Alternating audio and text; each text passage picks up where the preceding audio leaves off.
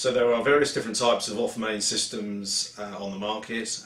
Generally they fall into three categories. The first is cesspool, which is a storage tank only, and that is generally used when there is no other means of discharge available. So you can't treat it, there's no soakaway, there's no watercourse to discharge into. So that's just a holding vessel that requires emptying on a regular basis.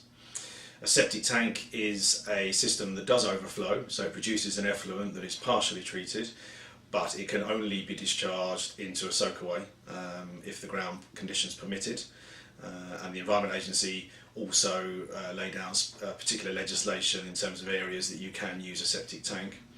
The most common system that is now used is a packaged sewage treatment plant, which, like a septic tank, produces an effluent, but it's actually treated to a higher standard, so it could actually be discharged into a watercourse, a stream, or indeed into a soakaway, subject to soil porosity tests.